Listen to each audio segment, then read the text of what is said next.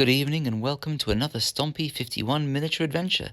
Today we're going to talk about some furry mobster critters made by Oathsworn Miniatures Michael Lovejoy as part of his Burrows and Badgers range in his most recent Kickstarter, The Streets of Newcastle, which is a bit of a joke because there is obviously an English city called Newcastle where they have an accent which is totally unmimicable. Now, I used to say that the anthropomorphic skirmish game that is Burrows and Badgers was a kind of cross between Wind in the Willows and Mordheim. But after this latest Kickstarter, it's kind of a cross between Wind in the Willows and Peaky Blinders, a gangster series set in the English city of Birmingham, a place with another unmimicable accent. Or, for our American cousins, perhaps more The Godfather. Look. Hey, Cretino, why is there a dead Boyd in my den? Well, boss, I thought that you wanted someone should clip this union official's wings. I was being figurative. You're trying to break my balls or something. Non rompermi I coglioni, ti rompo la faccia. But boss, you ain't got no balls. You've been spayed. And I wonder what happened next.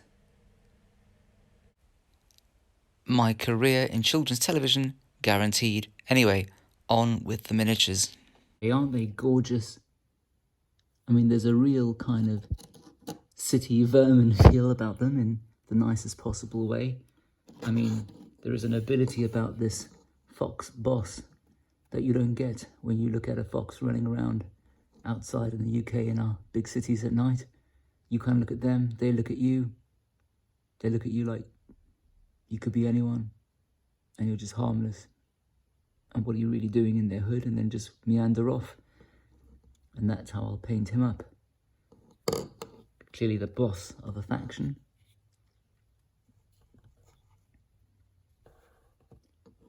They're quite nails in the rules as well. This pigeon must be a medium-sized bird. Not the raptors. And he's kind of slated as a union official. I remember that if you haven't got some kind of weapon in the rules, things don't go very well for you. There are negative modifiers. But, you know, he could be packing anything in there. Could have a knife in that beautiful waistcoat, and clearly he is a well-fed pigeon. For some reason, the black rats all seem to be in the dope peddling business. And there he's got all of his happy little bits of little vials of potions and things behind his dodgy coat.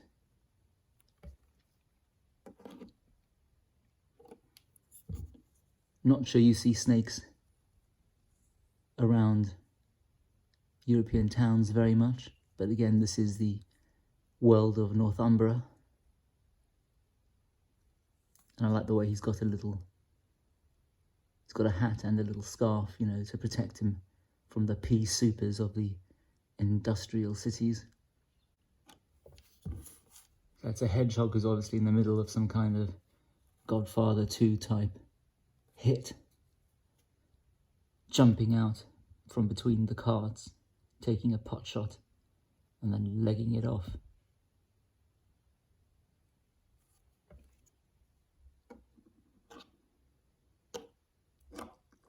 This is a pugilist hare. I have some feeling that that they've released some new rules for a new faction that's set in this urban location. Because otherwise, as I say, not having a weapon is bad news for you. Oh no, all the sand is falling off, but you know, it's not an issue. When I actually paint it, I'm sure it will largely stay on. Now, I always get confused between the weasels, stoats and ferrets, because they all look basically the same to me. but they are all fearless. The squirrels that Michael Lovejoy has sculpted so far have been good-natured, cute little creatures, but this one seems to be bearing a concealed weapon.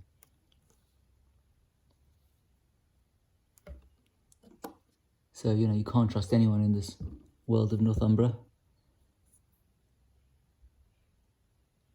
And here we have a little bit of Downton Abbey in action. A little rabbit who spends her life sweeping her store, selling sweet treats. Which brings us happily to the night watch. And that's a medium-sized hound, looking slightly forlorn. The dog lovers amongst you will actually be able to recognise what kind of pooch that is. There was a sheet that came with this and I've lost it, and it explained what everyone was.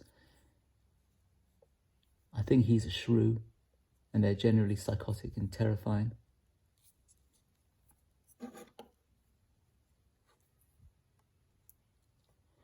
I don't know, what is that? Is that a ferret? Either way, it's a very heavily armoured ferret. Or is it a dog? It's a dog.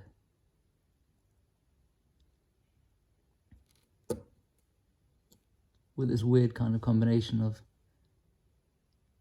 Byzantine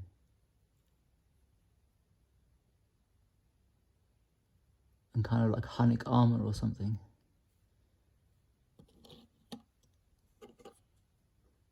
Some rats seem to be on the side of law and order.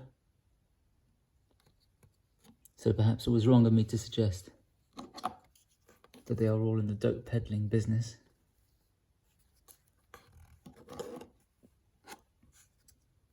There's something utterly adorable about that cute little bird. The only issue with these little miniatures in this beautiful range is that they are so gorgeous and have such a level of detail that actually to paint them takes about as much as painting a big one.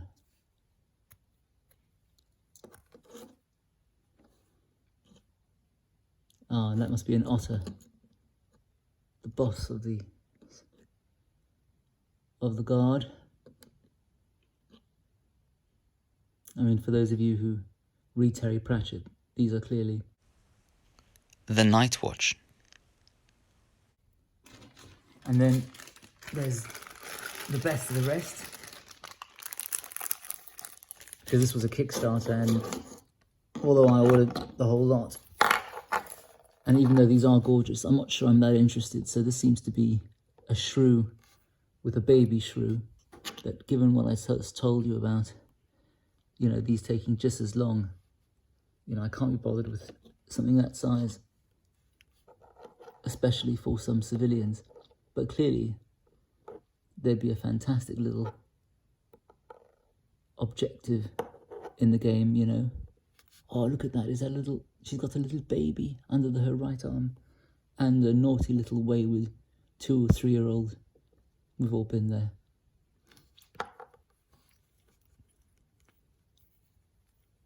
And there's a rat who's a medicus.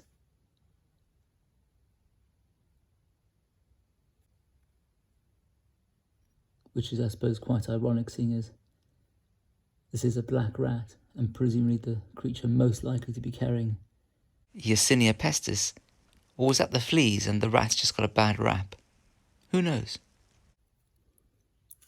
That's some kind of shrew boss. I'm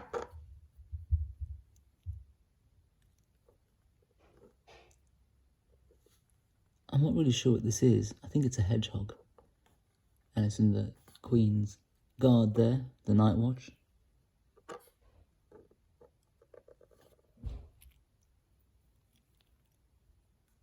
Wasn't that fussed by this one. This must be a mouse. A mouse with a double-handed poleaxe. Doesn't quite inspire me with fear. I think that's a shrew, which again is pretty good in the rules because it's small and fearless and happy to run up to giant animals. And if it's only rolling a kind of D4 or D6, the chances of it hitting the top number and getting a kind of little guy bonus of like +7 is quite high, but again, can I be bothered? Although I must say, it is growing on me. That's a stoat bouncer.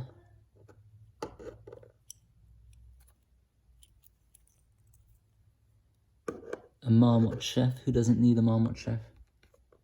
I don't need a marmot chef, but it is gorgeous. Is it just me or are there a lot of shrews in this? There's some lady shrew, looking a bit more Victorian than anything else. To lose one child is, I can't remember, what is that lady saying? The importance of being earnest? There it is.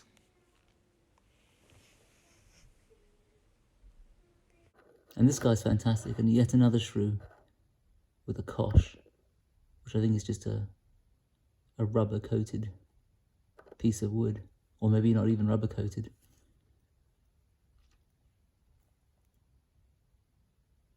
And then as I happen to have them out, because they just seem to fall to the bottom of the box, there's this piper.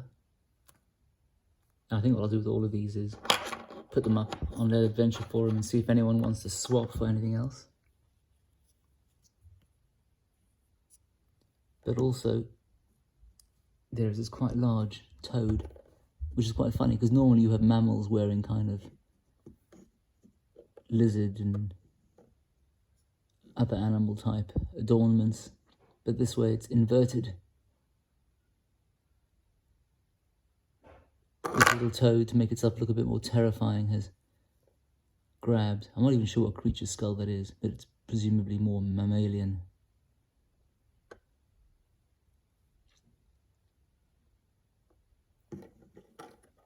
Actually, look how big it is compared to these little folk.